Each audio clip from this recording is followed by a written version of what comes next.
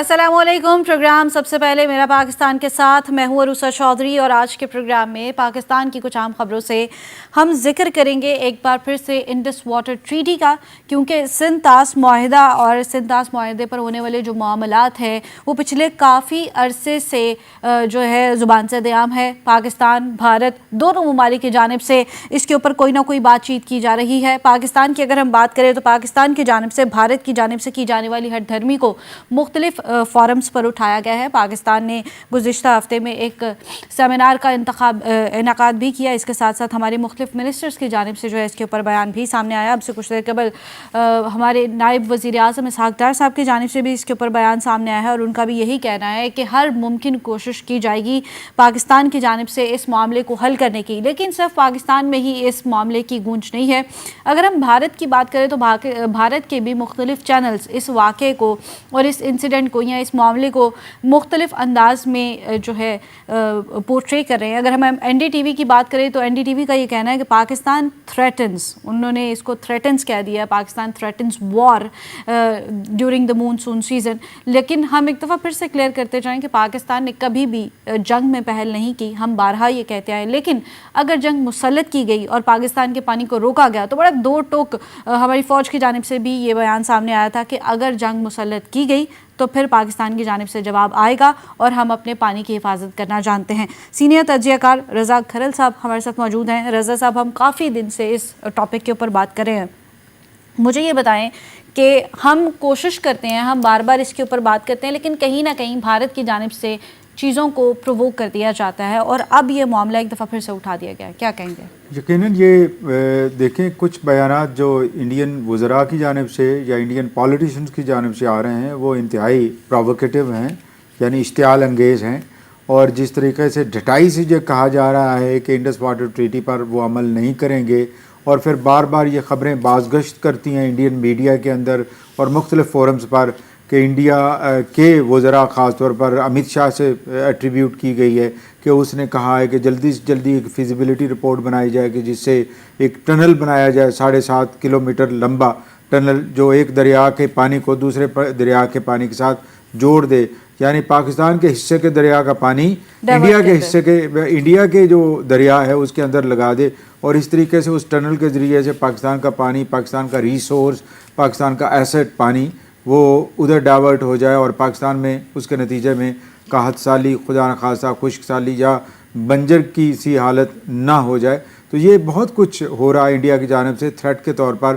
پاکستان کو تنگ کرنے کے لیے، پاکستانی عوام کو تنگ کرنے کے لیے انڈیا اس طرح کے حربے استعمال کر رہا ہے کہ جو ایک ہمسائے کے شایہ نشان کسی طریقے سے بھی نہیں ہو سکتا.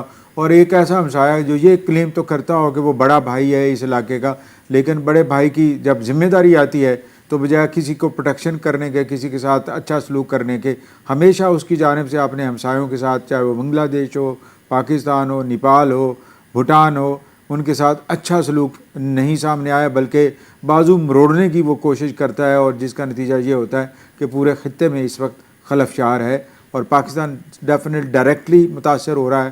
اور پاکستان پورا حق رکھتا ہے کہ وہ اپنے اس ایسٹ کے، یعنی پانی کے دفاع کے لیے، پانی کی حفاظت کے لیے کوئی بھی قدم اٹھائے. اور افواج پاکستان نے بارہا اس بات کی نشاندہی کی ہے، ارادہ کیا اور بتایا ہے. اور ابھی حال ہی میں جو کانفرنس ہوئی، کور کمانڈرز کانفرنس ہوئی، اس میں یہ ساری چیزیں سامنے آئی ہیں. اور اس کے بعد بھی جو مختلف سرگرمیاں ہم نے دیکھی ہیں، نائب وزیر اعظم نے بھی اس بار، اسحاق ڈار نے بھی اس موضوع پر بات کیا ہے کہ اس نے بھی یہ کمٹمنٹ شو کی ہے کہ پانی کے حوالے سے کسی قسم کی بھی دہشت گردی یا جارحیت قابل قبول نہیں ہے. اچھا سر، اب تو پاک فوج کی طرف سے بڑا دو ٹوک بیان آ گیا اور انہوں نے کہہ دیا ہے کہ یہ ایکٹ آف وار ہے. اگر یہ ایکٹ آف وار ہے تو پھر اس کا رسپانس ہم کس طرح کا ایکسپیکٹ کر سکتے ہیں؟ ڈیفینیٹلی یہ ایکٹ آف وار ہے تو ایکٹ آف وار میں ایکٹ آف وار ہی ہوتا ہے، اور اس کا رسپانس بھی ظاہر ہے وہ اتنا ہی، جتنا ایکشن ہوگا اس سے کہیں زیادہ ری ایکشن ہوگا. اور ری ایکشن ڈیفینیٹلی، میں نے کل پرسوں بھی بات کی تھی آپ سے کہ جس طریقے سے وہ جنیوا کنونشن وہ اس بات کو بالکل واضح کرتا ہے کہ حفاظت ہونی چاہیے سویلین کنسٹرکشنز کی، سویلین انسٹالیشنز کی، لیکن اگر وہی سویلین انسٹالیشنز کسی دوسرے ملک کے لیے ہتھیار کے طور پر استعمال کی جا رہی ہیں کسی دوسرے ملک کو ڈیوسٹیٹ کرنے کے لیے استعمال کی جا رہی ہیں تو وہ انسٹالیشن پھر قابل نشانہ بھی ہوتی ہیں بالکل ہوتی ہیں. اچھا سر، چونکہ ہم بات کریں انڈیا کی دہشت گردی کے حوالے سے اور انڈین معاملات کی دہشت گردی کے حوالے سے، تو اگر ہم موجودہ بات کریں تو اقوام متحدہ کی جانب سے UN کارپس کے سمٹ کا انعقاد کیا گیا ہے. بہت سارے ممالک نے اس میں شرکت کی ہے. محسن نقوی وزیر داخلہ پاکستان بھی وہاں پر موجود ہیں، انہوں نے بھی شرکت کی ہے. اور اس سمٹ میں مختلف موضوعات سمیت جو خاص طور پر دہشت گردی کے معاملات ہیں ان کو ضرور اجاگر کیا گیا ہے. پاکستان کو موقع ملا ہے کہ وہ ایک فورم پر جا کر ان تمام چیزوں کو رجسٹر کر سکے، جس کے حوالے سے ایک بڑا اہم کردار پاکستان ادا کر رہا ہے. ریسنٹلی پاکستان نے ان تمام چیزوں کے اوپر نہ صرف بیان دیے ہیں بلکہ ان چیزوں کو ہائی لائٹ بھی کیا ہے، اور اس حوالے سے ایک رپورٹ بھی انہوں نے پیش کی ہے. اور اگر ہم اس رپورٹ کی بات کریں تو اس میں انہوں نے ایک بڑا کلیئر جو نمبرز ہیں وہ شیئر کیے ہیں اس رپورٹ میں، اور بتایا گیا کہ پاکستان جو ہے دہشت گردی کے معاملات سے اس وقت کس طرح سے نمٹ رہا ہے اور کس طرح سے یہ فگرز جو ہیں وہ پاکستان کو افیکٹ کر رہے ہیں. لیکن جہاں جہاں پر دہشت گردی کی بات آتی ہے، پھر افغانستان کی بات آتی ہے، پھر مختلف سرزمینوں کو پاکستان کے خلاف استعمال کی جانے کی بات آتی ہے، وہاں پر انڈیا کا بھی نام آتا ہے. تو انڈیا صرف زمینی معاملات میں نہیں، ہمارے سرحدی معاملات پر بھی کہیں نہ کہیں انٹروین کر رہا ہے. تو یہ جو معاملات ہیں یہ پھر کس جانب انڈیکیٹ کرتے ہیں؟ دیکھیں، کلبھوشن جادو ہو یا کوئی اور ہوں، یہ ایک اسٹیبلشڈ فیکٹ ہے اور پوری دنیا جانتی ہے کہ وہ ہندوستانی کیسے پاکستان میں سیبوٹائز کرنے کے لیے معاملات آگے بڑھا رہا تھا، کام کر رہا تھا، اور وہ ریڈ ہینڈڈ پکڑا گیا. اور ریڈ ہینڈڈ پکڑا گیا تو اس وجہ سے انڈیا بیک فٹ پہ ہو جاتا ہے. تو یہ ایک وقت نہیں ہے، یہ مسلسل.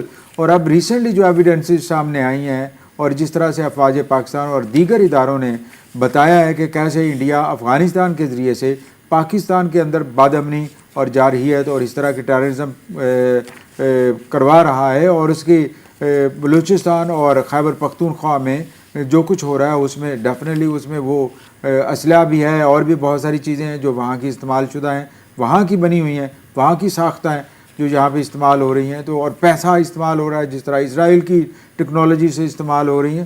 یہ کوئی عام بات نہیں ہے. پاکستان کو سخت چیلنجز کا سامنا ہے ان ممالک کی جانب سے جو پاکستان کو مسلسل تھریٹ کیے جا رہے ہیں، اور تھریٹ نہ صرف کر رہے ہیں بلکہ نقصان بھی پہنچا رہے ہیں. تو یہ نئی بات نہیں ہے.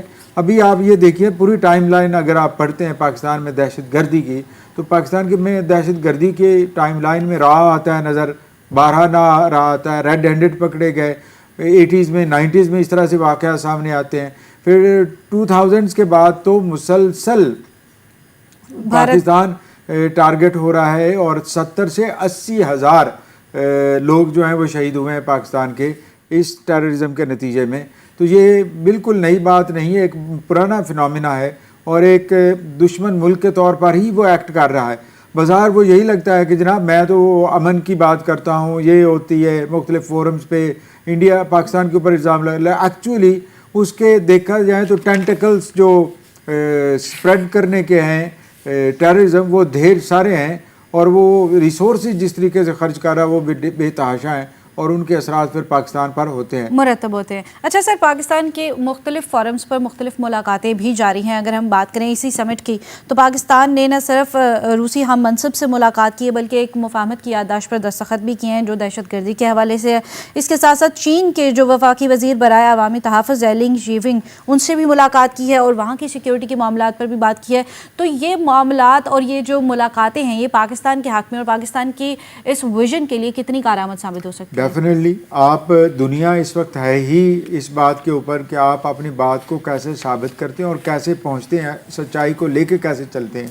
تو اس وقت پاکستان کا سب سے بڑا چیلنج بھی یہی اور سب سے بڑی جو فوکس ہے وہ بھی یہی ہے کہ اس معاملے کو پاکستان کے اندر بد امنی کے معاملے کو جو پھیلاتا ہے بھارت اور افغانستان کے ذریعے سے ہوتی ہے، اور جو اسرائیل جس میں کہیں نہ کہیں کنٹریبیوٹ کر رہا ہوتا ہے اس کو عالمی فورم پر اجاگر کیا جائے، اور دنیا میں امن کو برباد کرنے والے ملکوں کو اجاگر کیا جائے، ان کو نمایاں کیا جائے، نشاندہی کی جائے، تاکہ دنیا اپنی رائے میں ان کو پریشرائز کر سکے اور ان کو پابند کر سکے کہ وہ ان چیزوں سے باز رہیں.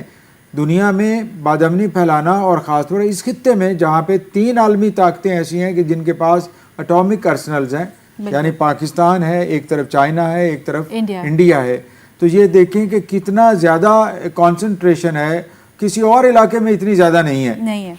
ठीक है, तो वो सारी चीज़ें पाकिस्तान इसलिए बार बार करा रहा है दुनिया को कि इनसे इज्तनाब कराया जाए। इसका असर यहाँ तक नहीं रहना है, बिल्कुल, ये इसका असर बहुत आगे तक और पूरी दुनिया तक जाना है, और खुदा न खास्ता अगर ऐसा हो जाता है तो फिर एक बहुत बड़ा कैटास्ट्रॉफी होगा पूरी दुनिया के लिए। बिल्कुल। अच्छा सर, इस समिट से इन तमाम अलावा इस पार्टिसिपेशन से पाकिस्तान को एज कंट्री और क्या फ़ायदा हो सकता है? देखिए पाकिस्तान का इमेज तो ऑलरेडी बुनियान और मरसूस, उससे इमेज हमारा स्ट्रांग हुआ कि हम पहल नहीं करते, और अगर कोई हम पे हमला करता है तो हम उसे वापस नहीं जाने देते। बिल्कुल, ठीक है, हम इतने पुख्ता हैं कि हम उसे खाली हाथ वापस नहीं जाना चाहते कि भाई मैं करके आ गया तो ये सब कुछ हो गया। तबाही हो गई ना, सारी दुनिया ने देख ली और फिर दुनिया ने इतराफ़ किया। फिर उसके बाद पाकिस्तान का किरदार खित्ते में अमन के लिए पाकिस्तान ने अपनी एफर्ट पूरी की है। बिल्कुल, और जो उस एफर्ट को इंशाल्लाह रंग लाएगी एक दिन एफर्ट। बेशक इस वक्त थोड़ी से हालात दिगरगू हैं, ख़ास तौर पर गल्फ़ के अंदर, तो यकीनन कुछ बेहतरी आ जाएगी और पाकिस्तान अपना किरदार अदा कर भी रहा होगा यकीनन। और इस तरह पाकिस्तान फिर उस जो इमेज है पाकिस्तान का वो इस्टेब्लिश करता है कि अक़वाम आलम पाकिस्तान के किरदार को सराहती हैं, पाकिस्तान की अहमियत को समझती हैं और पाकिस्तान को एक पुरअमन मुल्क और अमन का दाई मुल्क के तौर पर कंसीडर करती हैं। बिल्कुल जानती है। बातों का सिलसिला तो जारी रहेगा, यहाँ वक्त एक ब्रेक का, हमारे साथ रहिएगा।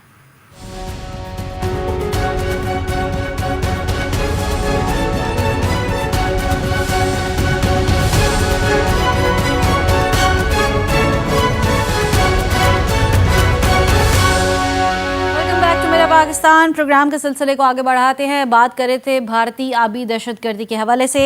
सीनियर तज्ज़ियाकार सैयद बाकर एहसन साहब ने हमें ज्वाइन किया है, कर्नल रिटायर्ड। सर बहुत शुक्रिया हमें ज्वाइन करने के लिए। सर, भारतीय दहशतगर्दी की अगर हम बात करें तो भारतीय आबी दहशतगर्दी बड़े अरसे से जारी है। जब से हमने ये मुआहदा तय किया उसके फ़ौरन बाद से बगलियार डैम से जब ये चीज़ें शुरू हुई और ये बढ़ती गई, लेकिन अब भारत की जो हरदर्मी है वो अपने एक्सट्रीम पर पहुंच चुकी है। पाकिस्तान का काम था इस बात को हर फोरम पर उठाना, रजिस्टर करना, बयान देना। पाकिस्तान ने सब कुछ करके देख लिया, लेकिन वो प्रेशर जो भारत पर बिल्ड होना चाहिए था वो होता नज़र नहीं आ रहा। देखिए, बात यह है कि इसमें जो इंटरनेशनल रूल्स की जो वायलेशन होती है उसके अंदर वो मुल्क राइट रखता है कि वो एक एक्शन करे और वो भरपूर एक्शन करे, चाहे उसको अपनी फौज या एयरफोर्स या जो नेवी इस्तेमाल जरूर करनी पड़े, उसको करना चाहिए। हम थोड़े से मसलत का शिकार हो जाते हैं। अब जैसे हमारे इन्होंने अटैक किया मई में, उसके अंदर हमारी एयरफोर्स ने जो रिएक्ट किया था वो आपके सामने है। अगर उसी दौरान ये डैम के ऊपर भी जो इन्होंने डिले बनाई है, चनाब रिवर के ऊपर या किसी और रिवर के ऊपर जो हमारा पानी रोक रहे हैं, या इंडस के ऊपर कोई डाइवर्जन लगाई है, तो उसके ऊपर भी अटैक करना चाहिए था ना। लेकिन हम जरा थोड़ी सी मसलियत में पड़ जाते हैं और हम इंटरनेशनल रूल्स का बड़ा एहतराम करते हैं, लेकिन वो एहतराम इतना देर तक नहीं करना चाहिए कि जिससे हमारी मईशत को शदीद नुकसान पहुंचे। अभी दरिया सिंध में पानी नहीं है, लोगों को बड़ी दिक्कत हो रही है ये चावल की फसल लगाने में। इसी तरह पंजाब के अंदर भी नहरें बार बार बंद हो रही हैं। तो पानी की जो जंग है वो एक ऐसी जंग है जो इंटरनेशनल रूल्स के अंदर हम भारत के खिलाफ एक्शन ले सकते हैं। अगर किसी किस्म का कोई डैम बनाया हुआ है तो एयरफोर्स को या कोई और तरीका इस्तेमाल करके उस डैम को या डिले को बर्बाद करना चाहिए। इसके अंदर कोई दो राय नहीं है, हमारा हक है। और ये एक मुआहदा हुआ है जिसके अंदर 3 दरिया हमने उनको दे दिए हैं, 3 दरिया हमारे पास हैं। हम तो कोई वायलेशन नहीं कर रहे, लेकिन हिंदुस्तान अपनी हठधर्मी पे डटा हुआ है। इसीलिए चाइना के साथ भी उनकी इस पानी के ऊपर ही जंग हुई है, लेकिन चाइना ने उनको जहां पर खतरा था वहां से धकेल दिया है और वहां पर किसी किस्म की कोई डाइवर्जन या कोई डैम नहीं बनाएंगे वो। और इसी अभी कुछ अरसे पहले एक कॉन्फ्रेंस हुई है, उसने चाइना ने कहा है कि मुझे भी इंडस बेसिन ट्रीटी का मेंबर बनाया जाए, क्योंकि भारत वहां भी वायलेशन कर रहा है इंटरनेशनल रूल की और पाकिस्तान के खिलाफ तो बहुत अरसे से हो ही रही। अच्छा बाकर साहब, आपकी बात दुरुस्त है, पाकिस्तान का राइट है, पानी हमारा हक है, कोई हमारे हक पर डाका नहीं डाल सकता। लेकिन जो सूरत हाल इस वक्त पूरी दुनिया की है और जंग की सूरत हाल है, उसकी वजह से पूरी दुनिया एक अजीब सी कैफियत से दो चार है। चाहे वो मौशी हालात है, चाहे वो आपकी जो पूरे मुल्क की इकॉनमी की सूरत हाल है, वो सिर्फ एक मुल्क की हम बात नहीं करें, पूरी दुनिया के ममालिक की बात करें, हर कोई इस वक्त महंगाई से दो चार है, इस तरह की सिचुएशन से दो चार है। तो अगर पाकिस्तान इसमें इस तरह का सख्त रद्द-ए-अमल लाता है तो एक नई जंग छिड़ती है, तो क्या इस वक्त पूरी दुनिया एक ऐसी जंग की मुतहम्मिल हो सकती है जो पाकिस्तान और इंडिया के दरमियान लग जाएगी अगर पाकिस्तान इस तरह का कोई अटैक करता है? क्योंकि ऑलरेडी दुनिया ईरान, अमेरिका और इसराइल में चली जंग को देख रही है। क्या देखिए, अब क्या यूक्रेन और रशिया की जंग बंद हो गई गल्फ वॉर की वजह से? कोई नहीं, वो अपने मकसद हासिल करने के लिए लड़ रहे हैं। हम क्यों नहीं इसको कर सकते कि जंग ना करें? हमें करनी चाहिए। हमें चाहिए कि हम अपना पानी जो हमारा हक है वो ले। ये कौन सा तरीका है कि हम सारी उम्र यही इंतजार करते रहें कि पूरी आलमी दुनिया में क्या हो रहा है? हर आलमी ताकत जो है वो अपने मईशत को, अपने अवाम के लिए, उनकी खुशहाली के लिए अपने हकूक किसी ना किसी तरीके से हासिल करती है, चाहे उसके लिए मुसल्लह अफवाज क्यों ना इस्तेमाल करनी पड़े। मुझे नहीं समझ आती कि इसमें कौन से ऐसी चीज है कि हम नहीं कर सकते। और अगर हमने एक अच्छी खासी कार्रवाई कर दी, जैसे हमने इनकी एयरफोर्स के खिलाफ की थी, इसी तरह हम डैम के ऊपर भी इसी तरह के कोई एक ऑपरेशन कर दें जो हमारा हक है और वो इंटरनेशनल रूल्स में कवर होता है। हर इंटरनेशनल फोरम्स के ऊपर हमने दरख्वास्त दी है, क्योंकि इंडिया एक बड़ा मुल्क है, एक बड़ी मईशत है, उनका अपना लालच है, इसलिए उनके ऊपर उनके कानों पे जू तक नहीं दिखती। लेकिन इस मसले, इस हट गर्मी की वजह से, चाहे वो वेस्टर्न कंट्री है, अमेरिकन है या कोई भी कंट्री है फॉर दैट मैटर, पाकिस्तान ने अपनी चीज हासिल करनी है और उसके अंदर इसने ऑलरेडी काफी डिले कर दिया है। लेकिन हमें एक दहशतगर्दी में इन्होंने फंसाया हुआ है, हमारा नुकसान रोजाना हो रहा है और वो होता चला जा रहा है। लेकिन ये तो नहीं हो सकता कि हम वो जंगें लड़ते रहें और ये वाली जंग जो हमारे अपने मकसद के लिए हम न लड़ें। हमें लड़नी चाहिए और ऐसी कोई बात नहीं है कि हमारी फौज में किसी किस्म की या टेक्नोलॉजी की या जवानों की या जज्बे की कोई कमी है। सर आपकी बात बिल्कुल दुरुस्त है, पाकिस्तान ने इसका बड़ा क्लियर मुजाहरा किया, खासतौर पर 2025 की जो झड़प हुई है और बुनियानुल मरसूस ऑपरेशन जो हुआ है, पाकिस्तान ने बड़ा क्लियर जवाब दिया, पूरी दुनिया को बताया कि पाकिस्तान हक रखता है। और फिर जब पाकिस्तान अपना हक लेने पे आता है तो फिर पाकिस्तान किस तरह की कारकर्दगी दिखाता है। लेकिन अगर हम ओवरऑल सिचुएशन को देखें तो चाहे वो कश्मीर का मामला है, वो सिंतास मुआहदे का मामला है, या पाकिस्तानी बॉर्डर्स को पाकिस्तान के खिलाफ दहशतगर्दी में इस्तेमाल करने का वाक़या है, इसमें कमी फिर भी नहीं आ रही। चाहे पाकिस्तान इसका जवाब देकर इन मामलात को सेटल करे या पाकिस्तान मुफाहमत के मामलात को इस्तेमाल करके सेटल करे, इसका जो वन टाइम सोल्यूशन है, ये आपको लगता है इसका एक मुत्तफिका सोल्यूशन दो मुल्कों के दरमियान आ कैसे सकता है अगर हम जंग की जानिब नहीं जाना चाहते? तो देखिए मेरी बात सुने, इसके अंदर बड़ी क्लियर स्टांस लेना पड़ेगा। आप ये बातें जो हैं कि जी इनसे टेबल पर बैठ के बात करें, टेबल पर बैठ के नहीं, पहले आपने उनको अपनी ताकत दिखानी है और आपने जो टारगेट है उसको बिल्कुल क्लियर कट सेलेक्ट करना है और उसके ऊपर फौज कशी करनी पड़ेगी। उसके बगैर ये टेबल पे आकर बैठ के उसके ऊपर बात नहीं करेंगे। आप उसको छोड़ें कि जी पर्शियन गल्फ में क्या हो रहा है या यूरोप में क्या हो रहा है या यमन में क्या हो रहा है। हम कब तक इस मसलहत में बैठे रहेंगे? मैं तो कह रहा हूं कि ये जहां हम इतनी सारी फ्रंट्स के ऊपर लड़ रहे हैं, ये फ्रंट भी खोल लें, कोई बात नहीं। हमारे अंदर बड़ी हिम्मत है, हम उधर भी लड़ेंगे और इधर भी हमें थोड़ा सा हाथ दिखाना पड़ेगा, वरना ये पानी का मसला हल नहीं होगा और ये रोजाना गंभीर होता चला जाएगा। अच्छा सर, दूसरी जानिब अगर हम बात करें पाक अफगान सरहदी इलाकों की, तो वहाँ पर भी एक अजीब सा बहरान है और वहाँ की जो सूरत हाल है वो भी पिछले कुछ अरसे से काफ़ी कशीदा दिखाई देती है। और जिस तरह की सूरत हाल और ऑपरेशंस वहाँ पे चल रहे हैं, और अब तो इंडिकेशन और उसके ऊपर बयान भी सामने आ गया है कि हम किसी को भी अपनी ज़मीन को पाकिस्तान के खिलाफ किसी भी किस्म की दहशतगर्दी में इस्तेमाल नहीं करने देंगे। एक ही है कि पूरे KPK में और पूरे बलोचिस्तान में बंदूक लेकर चलना ममनू करार दिया जाए, किसी के पास कोई मोबाइल ना हो, 6 महीने के लिए बंद कर दें ये दोनों चीजें, आप देखें बिल्कुल अमन हो जाएगा। और बॉर्डर के ऊपर पूरी सिक्योरिटी जो है वो दिलो जान से स्ट्रिक्ट करनी पड़ेगी जहाँ से फेंस टूट गई उसको ठीक करना पड़ेगा, लेकिन पाकिस्तान के अंदर जो शख्स भी होगा, जो आफत ज़दा इलाके हैं या टेररिज्म के जद में आए हुए हैं, वहाँ पर बंदूक और मोबाइल लेकर चलना ममनू कर दिया जाए। अच्छा सर, 6 महीने के लिए। ठीक है, पाकिस्तान को अगर अफगानिस्तान की सरजमीन के अंदर दहशतगर्द ठिकानों के खिलाफ मजीद कार्रवाई अब करनी चाहिए, क्योंकि अफगान गवर्नमेंट जो है वो तो बार बार ये यकीन दहानी कराती है कि नहीं हमारी जानिब से ऐसी कोई आपकी आवाज कट रही है, मुझे सही सुनाई नहीं दे रहा। जी, आपको मेरी आवाज आ रही है सर? अब ठीक आ रही है। जी, यस।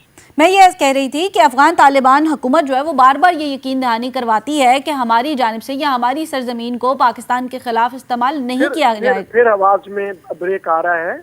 हम राब्ता दोबारा से बहाल करने की कोशिश करते हैं।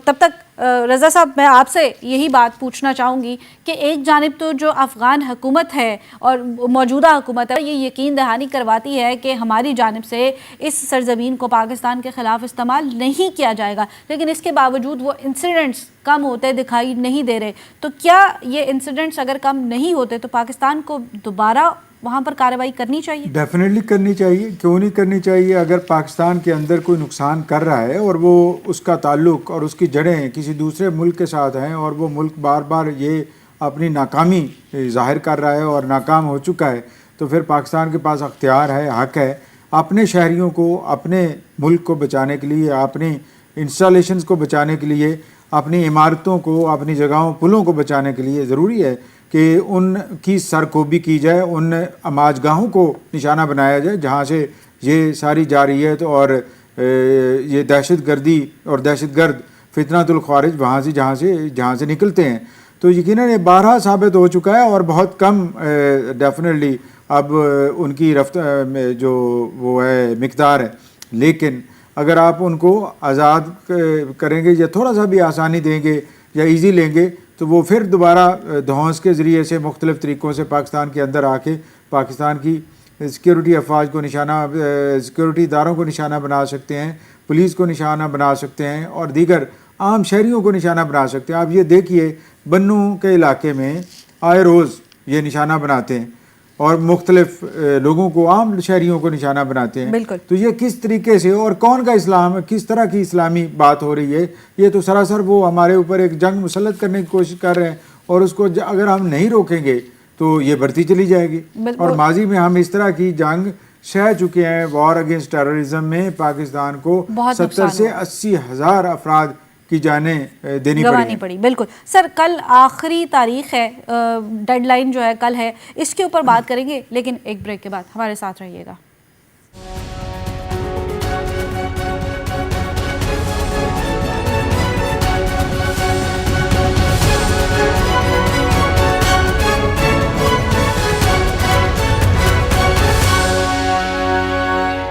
Welcome back. प्रोग्राम के सिलसिले को आगे बढ़ाते हैं। ब्रेक पे जाने से पहले हम बात कर रहे थे सर, 10 तारीख कल आ चुकी है और कल का आखिरी तारीख दे दी गई है और उसके बाद क्रैकडाउन का आगाज़ किया जाएगा। एक जानिब तो गवर्नमेंट की जानिब से कह दिया कि क्रैकडाउन कर दिया गया, लेकिन दूसरी जानिब जब ये वक्त गुजर जाएगा तो क्या जो दहशतगर्दी और जो स्लीपर सेल्स हैं उनके एक्टिवेट होने का भी ख़तरा है? ये हो सकता है और उसके लिए अलर्ट हैं और ये गैर कानूनी जो अफ़गान यहाँ पे बाशिंदे यहाँ पे मुक़ीम हैं उनके अब जाने के लिए इसके अलावा कोई चारा नहीं हो। अब ये कि पकड़ धकड़ होगी, सबको पकड़ कर वहाँ पे कंसंट्रेशन एरियाज़ में लाया जाएगा और वो झोंक सईदा रावलपिंडी में ये बना दिया गया है और फिर वहाँ से उन्हें एक्सपेल करने के लिए कोशिश की जाएगी और एफ़र्ट की, और ये होना है। बहरहाल ये एक अच्छी एफ़र्ट लेट हुई है क्योंकि इस दौरान में आप ये देखिए कि हमदर्दी के चक्कर में और मेहमान नवाजी के चक्कर में इन्होंने बेतहाशा पाकिस्तान का नुकसान किया और उस नुकसान में ये भी है कि आपका जो भरोसा होता है मेज़बान का वो तोड़ दिया और बेशुमार जगहों पे हम देखते हैं कि फितनातुल ख़वारिज का ताल्लुक़ इन्हीं के साथ, इन्हीं में से उठते हैं और फिर वो करीबी किसी इलाके में कोई ना कोई वाक़या कर देते हैं और उस वाक़े में कई इंसानी जानें ज़ाया हो जाती हैं। तो फिर अगर आप रोकेंगे नहीं तो फिर तो ये सिलसिला चला रहेगा। तो ये एक लंबा फेज़ था। पाकिस्तान 2023 से ये सिलसिला शुरू कर रखा था और इसमें मुख्तलिफ़ औक़ात में ये लाखों की तादाद में मुल्क उनके मुल्क में भेजे गए हैं और वहाँ पे ये जाके सेटल हों। کئی لوگ تو ان میں سے ایسے بھی ہیں کہ جنہوں نے پاکستان کا شکریہ ادا کیا کہ پاکستان نے اتنی زیادہ مہمان نوازی کی ہے، اور کئی ان میں سے ایسے بھی ہیں کہ جو کرمنل ذہنیت کے تھے جنہوں نے پاکستان میں پھر نقصان کیا اور پھر واپس وہاں جا کے پاکستان میں نقصان کرنے کی کوشش کر رہے ہیں، انفلٹریٹ کرتے ہیں، انہیں پتہ ہے مختلف راستوں کا، لوکیشنز کا، یہ پھر ہمیں نقصان پہنچانے کی کوشش کرتے ہیں.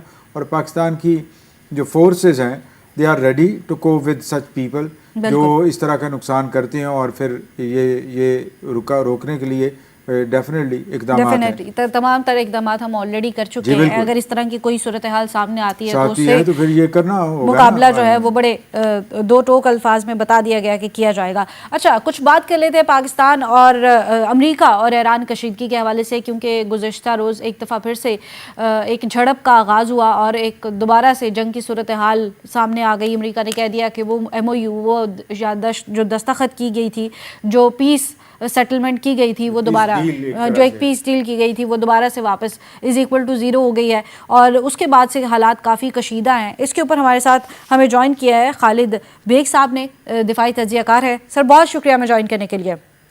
جی آپ کا بھی بہت بہت شکریہ. جی اچھا سر، ایک دفعہ پھر سے ایک پیس ڈیل جس کو کرنے میں ہمیں کئی مہینے لگے، بہت سارے ممالک خاص طور پر پاکستان نے ایک بڑا اہم کردار ادا کیا، اور کئی مراحل سے گزرنے کے بعد، کئی نیگوسیشن سے گزرنے کے بعد ہم ایک معاہدے تک پہنچے تھے، اور کل پھر وہ سب کچھ واپس بیک ٹو اسکوائر ون چلا گیا. کیسے دیکھتے ہیں اس کو؟ دیکھیں جی، اس میں سب سے اہم چیز تو یہ ہے کہ ٹرمپ جو ہے وہ امریکہ کا صدر جو ہے انتہائی غیر سنجیدہ اور نان پریڈکٹیبل ایک شخصیت ہے. اسے جو بیانات اس نے دیے جس دن کے ہمارے فیلڈ مارشل اور وزیر اعظم اور باقی دنیا کے 100 ملکوں کے وفود بھی ایران میں موجود تھے، اور وہ اپنا ان کے روحانی پیشوا کی جو اپنا رسومات تھی ان میں شرکت کے لیے گئے تھے. تو اس وقت اس کا یہ بیان دینا کہ اگر میں چاہتا تو میں حملہ کر کے یہ سارا کچھ تحس نحس کر دیتا، تو انتہائی تکلیف دہ تھا. اس کے باوجود بھی ایران نے انتہائی صبر کا مظاہرہ کیا. اور پھر اب جو تازہ آپ نے بات کی ہے کہ یہ کانفلکٹ، اس میں کچھ لوگوں کا خیال ہے کہ اس میں جو ہے قصوروار جو ہے وہ ایران ہے، کہ ایران نے اپنے ایک ثالث قطر جو ہے ہمسایہ قریبی ملک، اس کے جو ہے کنٹینر پر حملہ کر دیا. بھئی ایسا نہیں ہے. اس میں آپ دیکھیے کہ ہر چیز کو فوری اس کے پس منظر کے بغیر جانچنا اور سمجھنا جو ہے وہ بالکل غلط ہے.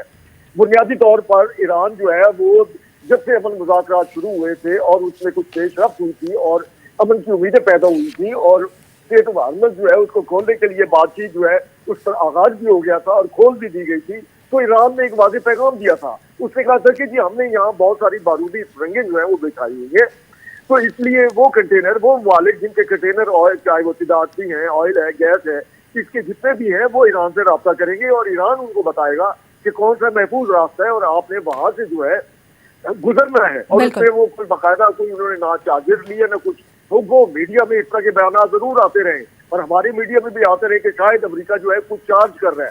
اگر وہ چارج کر رہا ہوتا تو پھر پاکستان بھی کہتا کہ جی ہم نے کچھ طے کیا ہے، اور بھی کچھ ملک ہیں جو کہتے کہ نہیں انہوں نے بھی کچھ طے کیا ہے. ایسا کچھ نہیں تھا. اور اب جو یہ وقوع ہوا اس کی بنیادی وجہ جو تھی وہ یہ تھی کہ قطر کا جو ایک تجارتی جو ہے وہ بحری جہاز جو تھا وہ اس جگہ سے گزرا، ان راستوں سے گزرا جس کا تعین امریکہ نے کیا ہوا تھا. تو وہ ایک بہرحال ایک طرح کا جو ایران کی ایک جو اس کا ٹھیک ہے معاہدوں میں یہ چیزیں شامل ہیں، اس کو چیلنج کرنے کے مترادف تھا. تو لامحالہ پھر ایران نے جو ہے وہ اپنی کارروائی کی، لیکن اس کو بھی جس انداز سے اس کے فوری بعد امریکہ نے اپنا رد عمل ظاہر کیا اور بے دریغ جو ہے وہ 70-80 مقامات پر جو ہے میزائل بچائے اور کوشش کی کہ ایران کو اگر کچھ چیزیں ان کی بچ گئی تھیں پچھلی دفعہ جو 100 روزہ جنگ تھی اس میں، تو اس کو بھی تباہ کر دیا جائے. جس میں سب سے اس وقت جو آج کے دن جو انہوں نے کارروائی کی ہے وہ ریلوے لائن ہے، اس کو اڑا دیا گیا، جس کے ساتھ ایران کا چین اور قازقستان کے راستے روس سے باقاعدہ ایک رابطہ اور تجارت جو ہے وہ جاری تھی. وہ انہوں نے اپنا یہ سلسلہ جاری رکھا ہوا ہے. اور اس میں ایک یہ فیکٹر بھی ہے کہ ٹرمپ کے اوپر اسرائیل کا یا جو صہیونی لابی جو امریکہ کے اندر ہے اس کا بہت زیادہ دباؤ موجود ہے، اور وہ کبھی ختم نہیں ہوا تھا. ہاں، اس میں کمی اس وقت آئی جس وقت ایران نے بے دریغ اسرائیل کے اندر ان مقامات کو بھی نشانہ بنا ڈالا جس کے بارے میں اسرائیل کا دعویٰ تھا کہ وہاں تک کوئی بھی میزائل یا کوئی راکٹ یا کوئی پھلجھڑی نہیں پہنچ سکتی. لیکن ایران نے وہاں میزائل بسا کر اور تباہی برپا کر کے ثابت کر دیا کہ ایران جو ہے وہ اسے بھی اسی طریقے سے تباہ کر سکتا ہے جس طریقے سے ایک جنگ کے دوران کسی دشمن کو کیا جاتا ہے. تو یہ وہ معاملات تھے جس کی وجہ سے اس دوران بھی مذاکرات کا عمل جاری رہا، اور اب یہ تاثر دیا جا رہا ہے کہ چونکہ یہ غلطی ایران نے کر دیا ہے تو خدا نہ خاصا پتہ نہیں کیا ہو گیا۔ بھائی بات یہ ہے کہ ٹرمپ جو ہے پہلے دن سے دعویٰ کر رہا ہے کہ وہ ایران سے جیت گیا، یار خدا کا خوف کریں آپ، یہ کس طرح کی جنگ ہے جس میں آپ دعویٰ کر رہے ہیں کہ آپ جیت گئے؟ آپ تو شکست خوردہ ہیں، آپ تو وہاں سے دم دبا کر بھاگے ہیں، آپ نے اپنے بیڑے وہاں سے بھگائے ہیں اور اس انداز سے بھگائے ہیں کہ جناب نہیں اب یہ یہاں نہیں آئیں گے۔ اس کی وجہ یہ ہے کہ ان کی اسٹریٹجی بہت بڑی مسٹیک تھی، انہوں نے ایران کے بارے میں ایک غلط دعویٰ کیا۔ وہ غلط دعویٰ یہ تھا جس وقت وہاں پہ پچھلے سال وہاں پہ بہت زیادہ احتجاج جاری تھا، اس سال کے شروع میں بھی، تو یہ ٹرمپ اور اسرائیل اور ان کے حوالیوں نے یہ سمجھا کہ ایران کی پوری قوم جو ہے وہ اپنی قیادت سے نالاں ہے اور وہ حکومت کی تبدیلی چاہتی ہے، تو انہوں نے کہا یہی موقع ہے، چلو اگر ہم ان کی قیادت جو ہے اگر اس کو شہید کر دیں، مار دیں، ان کو دنیا سے صفحہ ہستی سے مٹا دیں، تو اس کے بعد جو ہے یہ ایران کی عوام جو ہے وہ قبضہ کر لے گی اقتدار پہ، اور ہمارا جو مقصد ہے وہ پورا ہو جائے گا۔ مقصد کیا؟ گریٹر اسرائیل۔ اور اس میں پھر ایک اور پہلو ہمارے سب کانٹیننٹ کے حوالے سے اسے ہمیں کسی صورت فراموش نہیں کرنا چاہیے کہ ایران کی پیٹھ میں چھرا گھونپا تھا انڈیا نے، جو دعویٰ کرتا ہے کہ ہمارے ایران کے ساتھ جو ہے وہ ہزاروں برسوں سے دوستانہ اور برادرانہ تعلقات ہیں اور جس کی گہرائی کوئی ناپی نہیں جا سکتی۔ اچھا سر دیکھیں، اس طرح کے تعلقات ہیں کہ آپ نے ایران کو اس لیے جو ہے دھوکہ دیا کہ ایران گرے گا تو اس کے بعد پھر پاکستان گرے گا، وہ بھی ایسا نہیں ہے۔ یہ کوئی ہالی ووڈ یا بالی ووڈ کی فلم کا منظرنامہ یا اسٹوڈیو میں لڑی جانے والی جنگ نہیں ہے جس میں آپ کا ایک ہیرو جو ہے وہ 100 طیارے ہاتھ سے پکڑ کے ایسے انگلی کے اشارے سے گرا دیتا ہے۔ یہ اصل میں حقیقی جنگ ہے، اور اس میں بھی میں آپ کے ناظرین کو بھی یہی کہوں گا کہ اس میں مایوس ہونے کی ضرورت نہیں۔ ٹھیک ہے، یہ ایک دوبارہ ایک جنگ جو ہے ہوئی ضرور ہے، لیکن جلد ہی اس کی بھی روک تھام ہو جائے گی۔ اس کی وجہ یہ ہے کہ اس جنگ سے پوری دنیا جو ہے پریشان ہے۔ بالکل سر، جیسے آپ نے کہا نا کہ اس جنگ سے پوری دنیا پریشان ہے، اور اس جنگ میں جو تیسرا فریق ہے ایک بہت اہم کردار ادا کر رہا ہے، اس کے پریشر کی وجہ سے امریکہ جو ہے وہ اس طرح کے اوچے کنڈے اپنا رہا ہے۔ لیکن اگر یہ پریشر تیسرے فریق کا بلڈ مسلسل رہتا ہے اور امریکہ بار بار اپنے اس سٹانس سے پیچھے ہٹتا رہے گا تو کبھی بھی پیس ڈیل ممکن نہیں ہو پائے گی، اور اگر پیس ڈیل ممکن نہیں ہو پاتی تو یہ صرف ایران، امریکہ یا اسرائیل کے لیے نہیں، یہ پوری دنیا کے لیے ایک خطرے کی بات ہے، اور پوری دنیا کے لیے ایک ایسا پوائنٹ ہے جو ہمارے ہر سچویشن کو، چاہے وہ اقتصادی معاملات ہے، چاہے وہ معاشی معاملات ہے، چاہے وہ کاروباری معاملات ہیں، چاہے وہ امپورٹ کے معاملات ہیں، ایکسپورٹ کے معاملات ہیں، سب متاثر ہوتے ہیں۔ ایک بات سن لیجیے، وہ یہ ہے کہ اس وقت امریکہ کے اپنے اندر بہت بڑا طبقہ ایسا ہے، اس میں کاروباری لوگ بھی ہیں، اس میں صنعت کار بھی ہیں، اس میں سیاستدان بھی ہیں، اور اس میں سول سوسائٹی کے لوگ بھی ہیں، تھنک ٹینکس بھی ہیں۔ وہ یہ کہتے ہیں کہ یہ جو ایک امن ہوتا ہے، تیل کی قیمتیں نیچے آتی ہیں اور اس کے بعد اچانک جو ہے یہ ایک لڑائی شروع ہو جاتی ہے، اور اچانک جو ہے وہ 8-10% تیل کی قیمت بڑھ جاتی ہے، اور اسی چکر میں ہی گزشتہ 6 مہینے کے ہی عرصے میں، اسی محدود عرصے میں ہی، جو کہ پچھلے سال انہوں نے اٹیک کیا تھا، اور اب کی جنگ میں جو اس کا اپنا خاندان ہے، اس کا اپنا داماد ہے، اس کا جو بیٹا ہے، وہ پتہ نہیں کتنے ارب ڈالر جو ہے وہ ایک ہفتے کے حساب سے کما لیتا ہے۔ جیسے ہی وہ آئل کی قیمت، یہ ہم نہیں کہہ رہے، آپ نے نہیں کہا، باہر کا میڈیا نہیں کہہ رہا، یہ امریکہ کے اندر سے آواز اٹھ رہی ہے کہ یہ ٹرمپ نے اپنی خاندانی دولت میں اضافے کے لیے اور ان کو مزید دولت مند بنانے کے لیے ایک مذاق بنا لیا ہے پوری دنیا کے امن کو۔ اس کی وجہ یہ ہے کہ جنگ اگر مزید پھیلتی ہے، اب آپ یہ دیکھ لیجئے کہ جتنی تباہی جو ہے اس وقت یوکرین میں ہو رہی ہے، اور جتنی تباہی جو ہے روس نے یوکرین کا جس انداز سے پچھلے 1 ہفتے کے اندر بیڑا غرق کیا ہے، تو اس کے اوپر تو کوئی میڈیا بات نہیں کر رہا۔ اس کے اندر تو ہمارا اپنا جو انٹرنیشنل میڈیا، ہمارا جو ایک قومی میڈیا ہے، اس کے اوپر نہ کبھی کوئی خبر آتی ہے، نہ کچھ بتایا جاتا ہے۔ وہ جتنی خوفناک جنگ ہے، ایک خطے میں انتہائی خوفناک جنگ جاری ہے جس میں نیٹو اور امریکہ مل کے روس کو نیچے دکھانا چاہتے ہیں، اور دوسری طرف ایران ہے۔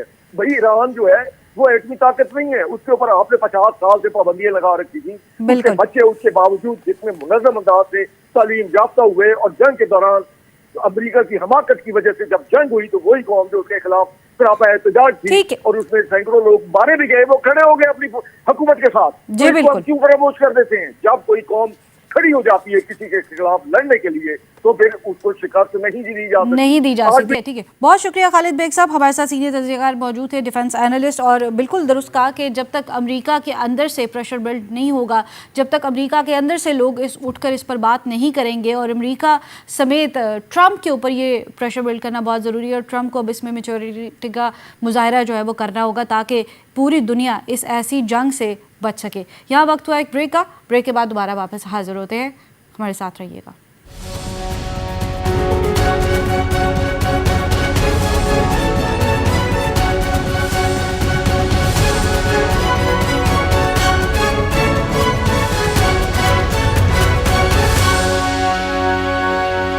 میں ایک بار پھر سے خوش آمدید. اب کچھ بات کریں گے تعلیمی معاملات کے حوالے سے.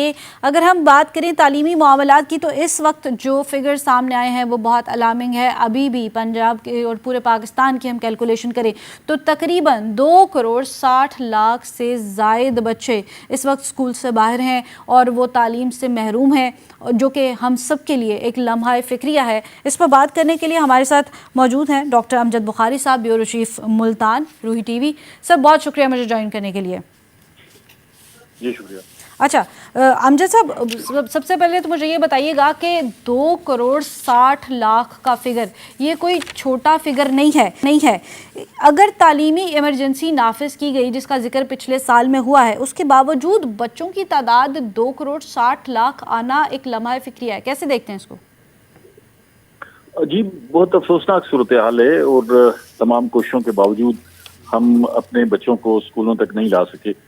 آپ یہ ذرا تصور کریں کہ یہ 2.5 کروڑ سے زائد بچے جو بھی بچے ہیں, کل کو انہوں نے بڑے ہونا ہے اور اس ملک کا شہری بننا ہے, تو وہ کتنی حد تک اس ملک کے لیے کارآمد ہوں گے. وہ بچے جو بنیادی چیزیں لکھنا پڑھنا نہیں جانتے ہوں گے, تو کس طرح وہ ایک سوسائٹی میں, ایک معاشرے میں اپنا کردار ادا کر سکیں گے. تو یہ بڑی تشویشناک صورتحال ہے. پوری دنیا میں اگر ایسی صورتحال ہوتی تو سارے لوگ سر جوڑ کر بیٹھ جاتے اور ان بچوں کو اسکولوں میں لاتے. ابھی تک جو اقدامات ہوئے ہیں, جو کوششیں ہوئی ہیں, وہ یقیناً کامیابی سے ہمکنار نہیں ہو سکتی, کیونکہ اتنی بڑی تعداد میں اسکول سے باہر بچوں کا رہنا کسی طور پہ بھی ٹھیک نہیں ہے. اس کی وجوہات کچھ بھی ہو سکتی ہیں. غربت یقیناً ایک بڑی وجہ ہے, اسکولوں تک رسائی جو ہے وہ بھی ایک بڑی وجہ ہے, لیکن اس کے باوجود حکومت کو آؤٹ آف دی باکس سوچنا چاہیے تھا, اور اس کے لیے کچھ ایسے اقدامات ضرور کرنے چاہیے تھے تاکہ یہ بچے جو ہے وہ اسکولوں تک پہنچ سکتے. جب آپ ذرا تصور کریں, جب یہ بچے بڑے ہو کر ایک اس ملک کے جو ہے وہ ایکٹیو شہری ہوں گے, تو انہیں ٹریفک رولز کا پتہ نہیں ہوگا, انہیں لیگل رائٹس کا پتہ نہیں ہوگا, انہیں اپنے فرائض اور حقوق کا پتہ نہیں ہوگا, تو وہ معاشرے میں کیا کردار ادا کر سکیں گے. اور یقیناً یہ ایک بڑا بوجھ جو ہے وہ ثابت ہوں گے, کیونکہ ہم یہ دیکھتے ہیں کہ دنیا میں جن قوموں نے, جن معاشروں نے, جن ملکوں نے ترقی کی ہے, ان کی بنیاد جو ہے وہ تعلیم بنی ہے. اور تعلیم کے بغیر آپ دنیا میں کوئی بھی ملک اٹھا کے دیکھیں, صرف وسائل کی بنیاد پر کبھی بھی کوئی ملک جو ہے وہ آگے نہیں بڑھا. جہاں تعلیم جو ہے وہ بہتر ہوئی ہے, اسی ملک نے جو ہے وہ ترقی کی ہے اور دنیا میں مقام بنایا ہے. تو ہم جتنی بھی کوشش کر لیں, ہم جو دعوے کرتے رہیں, جب تک ہم اپنے بچوں کو, تمام بچوں کو اسکولوں تک نہیں پہنچائیں گے, اپنے لٹریسی ریٹ کو ٹھیک نہیں کریں گے اور اپنا جو معیار تعلیم ہے اسے بہتر نہیں کریں گے, اس وقت تک ہم رزلٹ حاصل نہیں کر سکتے. اچھا امجد بخاری صاحب دیکھیں, پنجاب کی ہی اگر ہم صرف بات کریں اور جنوبی پنجاب کی بات کریں تو 1,04,00,000 سے زائد بچہ اس وقت جو ہے وہ باہر ہے. اور آپ نے بات بالکل صحیح کی کہ اس میں ہماری پالیسیز بھی ہیں, اس میں غربت بھی ہے, اس میں اسکول کی کمی بھی ہے. یہ تمام چیزیں ایک بہت بڑا فیکٹر ہیں, لیکن ان تمام چیزوں کے باوجود جو بجٹ تعلیم کے لیے مختص کیا گیا ہے, کیا آپ اس سے راضی ہیں؟ کیا آپ کو لگتا ہے کہ وہ ایک صحیح بجٹ ہے؟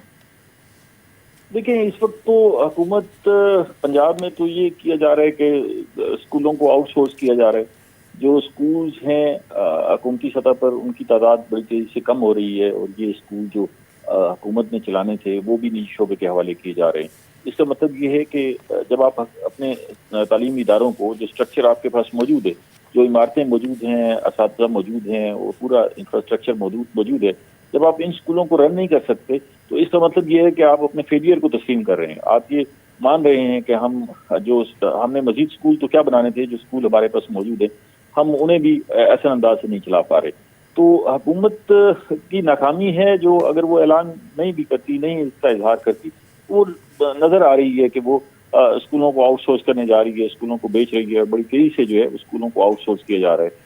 اور اس ساری صورتحال میں ایک جو بڑا خدشہ یہ ہے کہ وہ جو اب تک جن اسکولوں کو آؤٹ سورس کیا گیا ہے وہاں پر معیار تعلیم پر بھی بڑے سوالات اٹھ رہے ہیں, اور ہم یہ دیکھ رہے ہیں کہ جن اسکولوں کو مزید آؤٹ سورس کیا جا رہا ہے وہاں پر بھی یہ خدشات ہیں کہ شاید بچوں کے لیے تعلیم مہنگی ہو سکتی ہے, اور آنے والے دنوں میں جو ہے وہ تعلیم پرائمری ایجوکیشن جو ہے وہ بچوں سے مزید دور ہو سکتی ہے. تو ایسا لگ رہا ہے کہ کوئی اچھی پالیسی, کوئی وائبرنٹ پالیسی جو ہے وہ حکومت کے پاس نہیں ہے. اچھا امجد بخاری صاحب, آپ نے ابھی پالیسی کا ذکر کیا, ابھی اگر ہم کرنٹ پالیسی کی بات کریں اور اس کو بہتر کرنے کی بات کریں تو ایسے کون سے پوائنٹس ہیں, ایسی کون سی چیزیں ہیں جنہیں ہمیں اپنی پالیسی کا حصہ بنانا چاہیے؟ دیکھیں, پرائمری ایجوکیشن جو ہے وہ تمام شہریوں کے لیے فراہم کرنا حکومت کی ذمہ داری ہے, اور یہ ایک بنیادی حق ہے. ہمارا کانسٹیٹیوشن بھی جو ہے ہر شہری کو یہ حق دیتا ہے کہ اسے بنیادی تعلیم جو ہے ریاست فراہم کرے. اب اس میں سب سے امپورٹنٹ بات یہ ہے کہ جس انداز سے ہم نے اسکول بنائے اور جس انداز سے اسکول چلائے وہ ڈیلیور نہیں کر پائے. اب اس میں عام آدمی کا فیلئر نہیں ہے, اس میں حکومتوں کی اور ریاست کی ناکامی ہمیں نظر آئی, کیونکہ ہم نے سیاسی بھرتیاں کی, ماضی میں بہت سیاسی بھرتیاں کی. ہم نے لوگوں کو جو ہے اس انداز سے بھرتی کیا کہ انہوں نے جو ٹیچرز تھے اسکولوں میں وہ دور دراز لوگوں کو اپائنٹ کر دیا گیا. حالانکہ اب اساتذہ کا اگر ایک ضلع سے دوسرے ضلع میں تبادلہ کیا جائے تو اس کا کیا معنی ہے؟ آپ ایک استاد کو بھی ڈسٹرب کرتے ہیں اور اس کے سارے اسٹرکچر کو بھی ڈسٹرب کرتے ہیں. تو یہ بڑا ضروری تھا کہ ہم مقامی سطح پر مقامی جگہوں پر اسکول بناتے اور وہاں پر مقامی اساتذہ کو بھرتی کرتے اور پھر معاملات آگے چلاتے, تاکہ ان کا فوکس ہوتا سارا اساتذہ کا تعلیمی معیار پر اور پڑھانے پر. دوسرا یہ ہے کہ ہم نے استاد کو عزت اور تکریم نہیں دی. ماضی میں ہم دیکھتے ہیں, اگر آپ 20-25-30 سال پیچھے چلے جائیں تو استاد اپنی اس تکریم کی بدولت جو ہے وہ نہ صرف سارا فوکس تعلیم پر رکھتا تھا بلکہ جو اس کی ذمہ داریاں ہیں اس سے زیادہ آگے جا کر بچوں کو تعلیم اور تربیت دینے کے لیے اپنا کردار ادا کرتا تھا. لیکن ہم نے معاشرے میں استاد کی تکریم ختم کر دی. پھر یہ بھی ہوا کہ ہم نے پوری دنیا میں یہ ہوتا ہے کہ جو اساتذہ ہیں ان کے ویجز اچھے کیے جاتے ہیں, لیکن ہم نے ایک مہم چل پڑی کہ اساتذہ کے جو ہے وہ ویجز زیادہ ہیں, اور پھر ہم نے اس شعبے کو آہستہ آہستہ نجی جو ہے وہ شعبے کے حوالے کیا. تو اس سے یہ ہوا کہ نجی شعبے میں بھی جو ہے وہ جہاں جہاں پرائیویٹ اسکول ہیں وہاں ان کی فیسز اتنی زیادہ ہیں کہ وہ عام آدمی جو ہے وہ اپنے بچوں کو وہاں بھیجنے سے قاصر ہے. یہ ساری صورتحال ایسی تھی جس پر امجد بخاری صاحب, ایک اور بڑا فیکٹر ہے چائلڈ لیبر کا. چائلڈ لیبر کا جو فیکٹر ہے وہ بھی اس میں ایک بہت اہم فیکٹر ہے, کیونکہ چائلڈ لیبر بھی ہم سنتے ہیں, حکومتی بیانات بہت سارے سنتے ہیں کہ چائلڈ لیبر ختم ہونی چاہیے, اس کے لیے اقدامات بھی کیے جائیں, لیکن ہم نے ابھی تک چائلڈ لیبر ختم ہوتی نہیں دیکھی. کیا یہ بھی ایک بڑی وجہ ہے, اور اس کو کم کرنے کے لیے ایسے کیا اقدامات کیے جا سکتے ہیں؟ لیکن بہت سارے پہلو ایسے ہیں جن کو ہم داروں سے ٹھیک کرنا چاہتے ہیں, بہت ساری چیزیں ایسی ہیں جن کو ہم دعوے سے ٹھیک کرنا چاہتے ہیں, جن میں سے چائلڈ لیبر بھی ایک ہے. کہ ہم یہ چاہتے ہیں کہ ہم یہ اعلان کریں اور چائلڈ لیبر ختم ہو جائے. تو چائلڈ لیبر جو ہے وہ اگر آپ اسے غور سے دیکھیں تو ہمارے لوگوں کی مجبوری ہے. جہاں آپ کو روزگار میسر نہیں ہوگا, جہاں آپ کو بنیادی ضروریات میسر نہیں ہوں گی, تو آپ اپنے بچوں کو اسکول کیسے بھیج سکیں گے؟ ان کی روٹی کا مسئلہ ہوگا. مجبوراً والدین بھی جو ہے وہ چائلڈ لیبر کی طرف جاتے ہیں اور اپنے بچوں کو کسی دکان پر, کسی ورک شاپ پر ڈالتے ہیں تاکہ یہ اپنی روزی روٹی کما سکیں. اب اس میں حکومت قانون سازی کر سکتی تھی کہ اگر کسی بھی جگہ پر بچہ جو ہے وہ کوئی کام سیکھ رہا ہے یا کوئی کام کر رہا ہے تو وہاں پر اس ورک شاپ کو یا جس جگہ پر وہ کام کر رہا تھا اسے پابند کیا جاتا کہ وہ 1 گھنٹہ یا 1.5 گھنٹہ یا 2 گھنٹے جو ہے اس کو تعلیم کے لیے اس کے لیے مختص کرے اور اس کے لیے کوئی اہتمام کرتا. لیکن ہم نے وہاں بھی کوئی ان کے جو بچے وہاں پر کام کر رہے ہیں, چائلڈ لیبر کے طور پر کام کر رہے ہیں, ان کے حقوق کے لیے بھی کچھ نہیں کیا. جو قانون سازی ہوئی اس معاملے میں کہ حتیٰ کہ ایسے شعبے جہاں پر بچوں کے کام کرنے پر سختی سے پابندی ہے وہاں پر بھی ہم دن بھر دیکھتے ہیں کہ بچے کام کر رہے ہیں. کام کریں. اچھا امجد صاحب, آخری سوال, وہ بچے جو اسکول نہیں جا پا رہے وہ تو واقعی پارٹیسپیٹ نہیں کر پا رہے, لیکن جو بچے اسکول جا کے ڈگریاں حاصل کر کے بے روزگار بیٹھے ہیں ان کا کیا کرنا ہے؟ دیکھیں 2 چیزیں ہیں. ایک تو ڈراپ آؤٹ ہے اور ڈراپ آؤٹ ریٹ بھی زیادہ ہے. ہم جن بچوں کو زبردستی کھینچ کے اسکولوں میں لے کے جاتے ہیں وہ وہاں سروائیو نہیں کر پاتے, اس لیے کہ ان کے والدین جو ہے ان کو وہ استطاعت نہیں رکھتے کہ ان کو پڑھا سکیں. وہ 2-4 مہینے پڑھانے کے بعد بچوں کو اٹھا لیتے ہیں. نمبر 1. نمبر 2, ہمارا جو एजुकेशन सिस्टम है वो दुनिया के साथ मुताबिकत नहीं रख रहा। अब दुनिया में जो कुछ ज़रूरत है, जो जिन सिलेबस, इसमें मामला तो 3-4 हैं। एक ये है कि हम जिन डिसिप्लिन में पढ़ा रहे हैं वो डिसिप्लिन क्या दुनिया में ज़रूरत है उनकी। दूसरा, हमारा एग्जामिनेशन सिस्टम है वो दुनिया से मुताबिकत नहीं रख रहा। हम जिस अंदाज से बच्चों के इम्तिहानात ले रहे हैं, जिस तरह उनकी इवैल्यूएशन कर रहे हैं, वो दुनिया से मुताबिकत नहीं रख रहा। तीसरा ये है कि हम अपने बच्चों की शख्सियत साजी भी नहीं कर रहे। माजी में ये होता था कि लोग अपने बच्चों को स्कूलों में, तालीमी इदारों में भेजते थे कि इनकी शख्सियत जो है वो बिल्ड हो जाएगी और जब ये बाहर निकलेंगे तो इनके अंदर तब्दीली आएगी। अब वालिदैन इससे भी खौफजदा हैं कि जब वो बच्चों को भेजते हैं तो उनकी शख्सियत साजी नहीं होती। जो कुछ वो पढ़ के आते हैं वो मार्केट से मैच नहीं करता। वो जो डिग्री लेकर आते हैं वो मार्केट में उनके लिए जॉब्स नहीं है।